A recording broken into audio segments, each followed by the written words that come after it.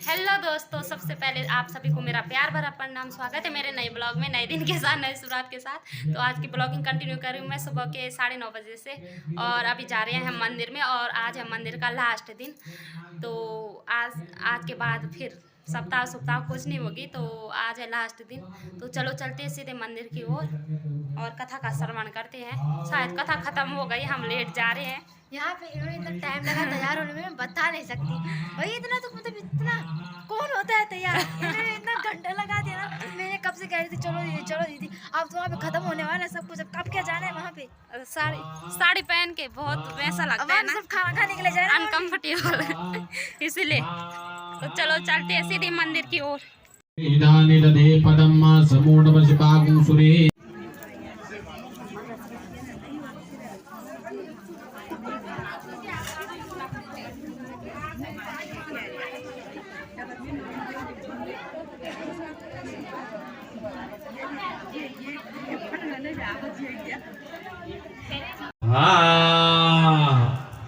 ओम नमो देवी महादेवी शिवाय सततम नमः नमः प्रकृति भद्राय यताम पड़ता स्वधाम स्वाहा।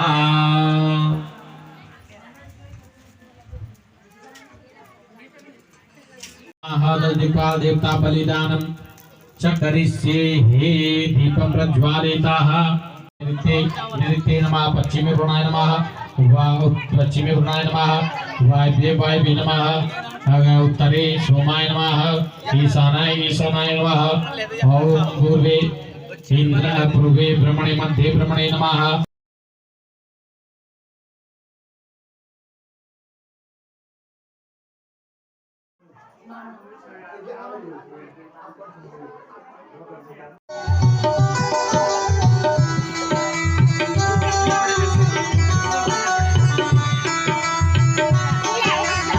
गीता मातात ना आँखों मौजूद रे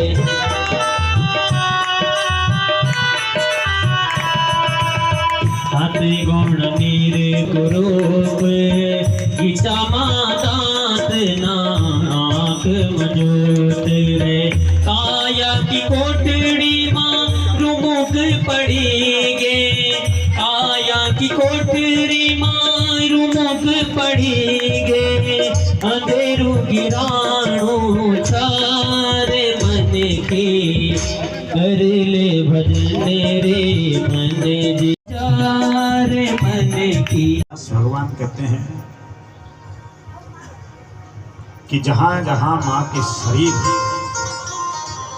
के हिस्से पड़े वो सिद्ध पीठ है, शक्ति पीठ है और ज्वलंत पीठ है।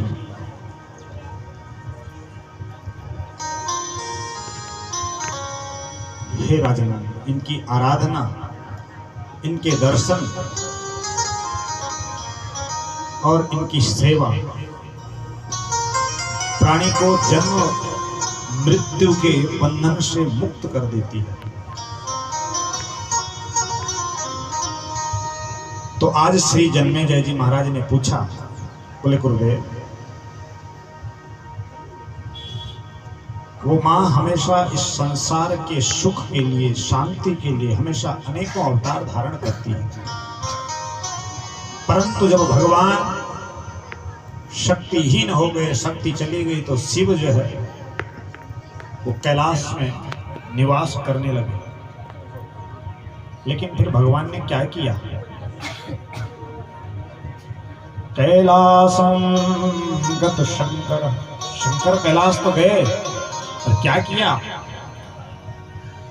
बोले भगवान ने अब समाधि लगा ली।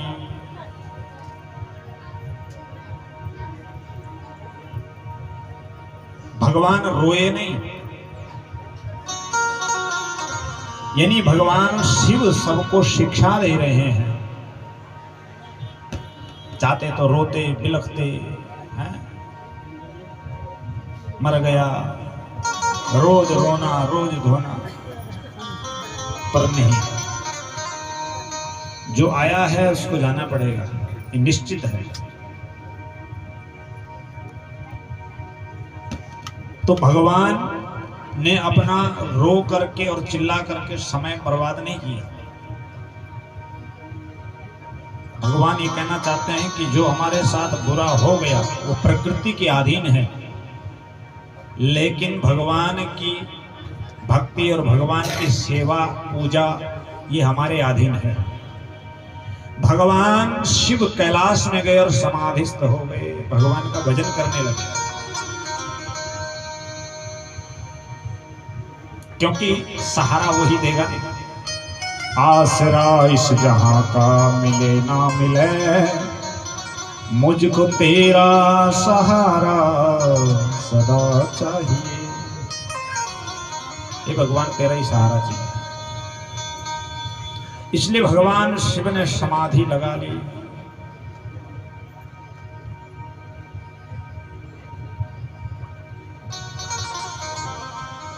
सब ठीक चल रहा है, बढ़िया। लेकिन फिर पाताल से एक दैत्य आ गया। दैत्यों से बड़े परेशान रहे देवता। कलयुग में देवता सुखी हैं, न तो कोई इतना बड़ा भक्त है, न किसी ने स्वर्ग पर आक्रमण करना है।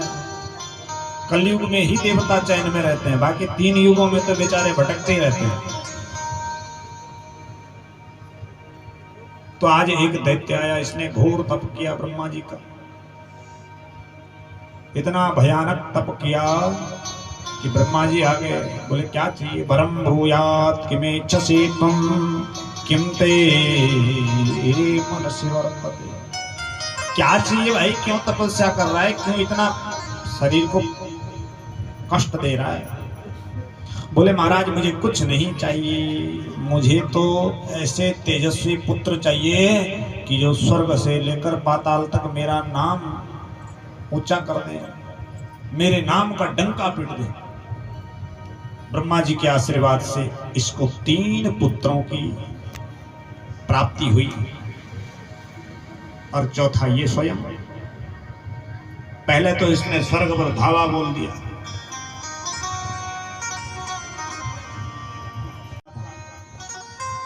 तुम्हारी वज्र की नगरी में काल नहीं आ सकता, पर यह नहीं कहा कि महाकाल नहीं आ सकता। हाँ, महाकाल तो कहीं भी घुस सकता है। काल को मैं रोक सकता हूं, पर महाकाल को मैं भी नहीं रोक सकता। 3 नगरियों को भगवान ने भस्म कर दिया, और तब से भगवान शिव का नाम त्रिपुरारी पड़ गया। बोले त्रिपुरारी शंकर भगवान की जय। इस प्रकार है जन्मेजय भगवान की अनंत कथाएं हैं। बोले महाराज मां भगवती के अनेक चरित्रों को आपने श्रवण कराया। इतना ही नहीं, एक बार पाताल से एक दुर्गम नाम का दैत्य आया, घोर तप किया। सांप को ब्रह्मा जी के द्वारा भक्ति से तपस्या से सुरक्षा कवच प्रदान कर दिया। अब महाराज इन पर तो कोई अस्त्र शस्त्र चले नहीं, फिर परेशान। सारे देवताओं ने मिलकर मां भगवती की स्तुति की। हे मां, इन पर तो कोई भी अस्त्र शस्त्र नहीं चल रही, ये तो कवच पहन के सबको परेशान कर रहे हैं। मां ने कहा ठीक है, पहले तो इन राक्षसों से युद्ध किया। ऋषि अपना तप कर रहे हैं, और गंगा जी आई और सारा बहा के ले गई। अब जन आंख खोली, देखिए मेरे भाड़ा लुटे कर गए सब। क्रोध आया, हे गंगे, तुमने इतना घोर अपराध किया है, मेरे संध्या के पात्रों को बहा दिया, उठाया आचमन में और पी गई। ले, अब गंगा जी गई पेट में। अब भगीरथ हाथ जोड़ के खड़े, महाराज ऐसा मत करो। पी तो गए गुस्से में। अब जब आदमी जल पी जाए तो बाहर निकलने का मात्र एक ही मार्ग है, मूत्र के द्वारा। अब जन्नू ऋषि ने सोचा कि यदि अगर गंगा को मैं पी गया और मैंने इसको मूत्र के रूप में बाहर निकाला तो ये अपवित्र हो जाएगी, जहां के लिए जा रही है वो काम नहीं हो पाएगा। तब जो है जन्नू ऋषि ने अपनी जंघा फाड़ी और जंघा से उस गंगा को फिर प्रकट कर दिया, और तब से गंगा जी का एक नाम जाह्नवी भी है। बोल गंगे मैया की जय। हाँ, पापो हर में जाह्नवी। और तब फिर आगे चलते हुए भगीरथ जी महाराज पहुंचे कहाँ? जहां सागर के पुत्रों ने बड़े बड़े गड्ढे खोद रखे थे पाताल जाने के लिए, और मां गंगा उन गड्ढों में गिर गई और जहाँ राख की ढेरियां थी सब जो है मुक्त होते चले गए। पर लेकिन गंगा का जल जहाँ गिरा उसी का नाम सागर बन गया। और गंगा का सागर, हाँ, जहाँ गंगा जी आखिर कहाँ गिरती है गंगा जी जानते हैं? बंगाल की खाड़ी में। ऐसा बोलते हैं, पढ़े जमार कर पढ़े हो ना गलती। तो गंगा जी आखिर गिरती है बंगाल की खाड़ी में। हाँ, ये नीले के बंगाल का डांडा में गिर दी तो खाड़ी में, मतलब जो उन्होंने खड्डे खोदे थे उनमें गिर गई। और सागर के पुत्रों ने जो खड्डे खोदे तो गंगा के उस विशाल जल से उसका नाम, उस खाड़ी का नाम सागर पड़ गया। वही है सागर, कहते हैं ना सागर। हाँ, तो वही है महाराज सागर। अब तुम तक ये कुछ लोग नो सागर के लिए बता दे हैं यार। गंगा सागर में दर्शन के लिए जाते हैं। एक विशेषता है कि मकर संक्रांति, वही कुटिया है आज भी कपिल भगवान की। आज भी आप तो सिलवटों पर सर्च मार रहे हैं ना कबर कबर, तो तय पर दिखे मकर संक्रांति के दिन जो है माँ गंगा अलग हो जाती है और उस दिन कपिल भगवान की कुटिया के दर्शन होते हैं। और अन्य दिनों में वो डूबी रहती है कुटिया। जैसे कृष्ण जन्माष्टमी के दिन भगवान की द्वारिका, आज भी शास्त्रों प्रमाण है कि कृष्ण भगवान की द्वारिका आज भी जन्माष्टमी के दिन समुद्र पीछे हट जाता है और भगवान की द्वारिका दिखाई देती है। जैसे ही कृष्ण जन्माष्टमी खत्म वैसे ही समुद्र फिर अपने अंदर उस द्वारिका को समेट लेता है। ऐसी कपिल भगवान कि जब कुटिया डूब गई तो क्रोधित हो गए, बोले तुमने मेरे को कैसे डुबा दिया? बोले महाराज आप डूब नहीं गए, आपको मैं बचा रही हूँ, अब कोई नहीं आएगा आपका डिस्टर्ब करने, आप भक्ति करो। बोले फिर मेरे भक्त मेरा दर्शन कैसे करेंगे? बोले एक दिन मकर संक्रांति में मैं आपका स्थान छोड़ दूंगी और आपकी कुटिया के लोग दर्शन करेंगे, आपके दर्शन करेंगे। और तब से आज तक माघ में मकर संक्रांति के दिन बहुत बड़ा मेला लगता है, गंगा सागर मेला। लोग हजारों हजार दर्शन करने जाते हैं भगवान कपिल। तब जो है राजा भगीरथ ने माँ भगवती की, माँ गंगा की और भगवान कपिल की स्तुति की। बोल गंगे मैया की जय।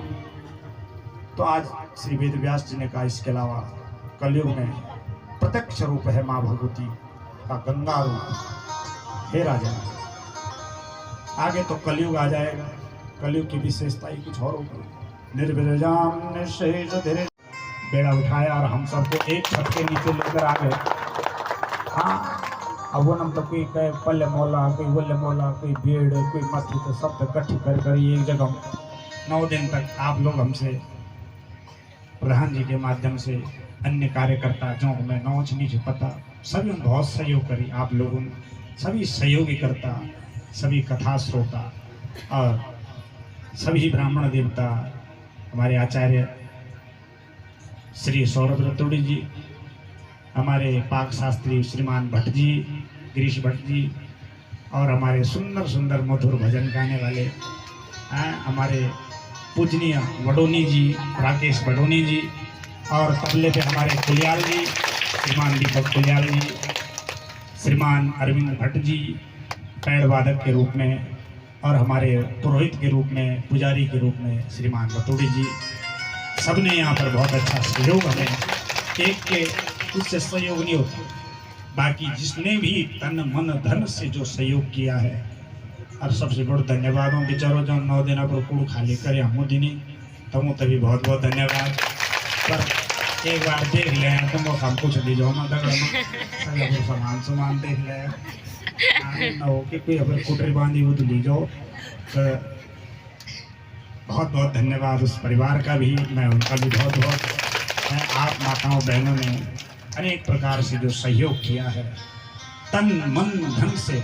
और एक हमारे अच्छा दूसरी बात यह है कि हम तो धन्यवाद का अदा नहीं कर सकता, पर लेकिन उनका तो मैं बार बार धन्यवाद करूंगा कि जिन्होंने इन सारी चीज़ों को अपने कैमरे के अंदर कैद करके रखा है। तो इसलिए हमारे कैमरा मैन महोदय, इनका भी बहुत बहुत धन्यवाद। हमारे पीछे देखो जो इन बोला ना जो दिखता है वो बिकता है, तो इसलिए पर कई ऐसे हैं जो न दिखने के पीछे भी वो बहुत कुछ कर जाते हैं। तो हमारे साउंड वाले श्रीमान उनियाल जी वो हमेशा पीछे ही बैठे रहे, पर उन्होंने हमको आप लोगों को इस साउंड के माध्यम से कथा श्रवण और भजनों को जो सारी व्यवस्था साउंड की है, हमारे उनियाल जी टेंट के माध्यम से जो भी उन्होंने सहयोग प्रदान किया उनका भी बहुत बहुत धन्यवाद, और सभी महानुभावों का बहुत बहुत धन्यवाद। आज 9 दिन संपूर्ण हुए। अब ये न सोचा क्या होगी 1 वर्ष और 7 वर्ष बाद फिर बोलोला 7 वर्ष ना हो, जल्दी से जल्दी फिर अगर जो अच्छो लगे नहीं लगे तब कोई बात नहीं है। और वे सब ये कि कभी कभी ज़्यादा तो नहीं, पर कभी कभी अगर थोड़ा बहुत गलती से हमको भी अगर थोड़ा राम राम दुआ सलाम भेजे ली, अगर फोन मैसेज करके नाम पर बढ़िया लगू, पर जब हमें खान उतू गया तो वहाँ बात पे एक मुकेश रावत जी के अलावा मेरे से किसी का संपर्क नहीं है। तो हमें ये नहीं लगता आप लोग संपर्क बना के रखें ताकि हमें लगेगा कि आप लोग अब ये नहीं कि हम चले गए तो उन थोड़े चले गए वही परेशानी खत्म ना करें, याद कर दो रहे हैं। और जब भी यही आप आशा है आप लोगों से जब भी आएँ तो कभी ऐसा ना हो कि आप ये सोचें अच्छा ये वही है जिन्होंने हमें बहुत परेशान किया।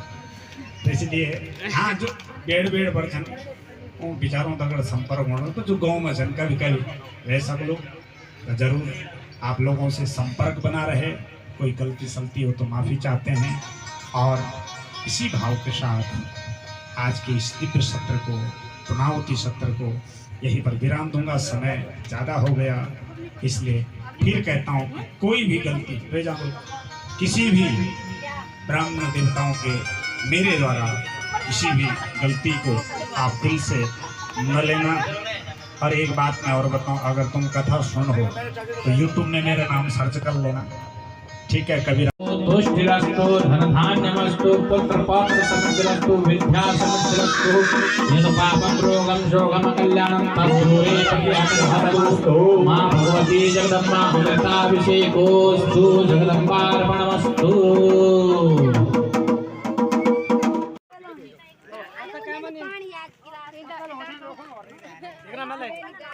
ये हमारी खाड़ू जी जो कि बोल रहे मुझे ना गाड़ पर मुझे मत निकाल। ये हमारे खाड़ू सबसे मोटी बहन।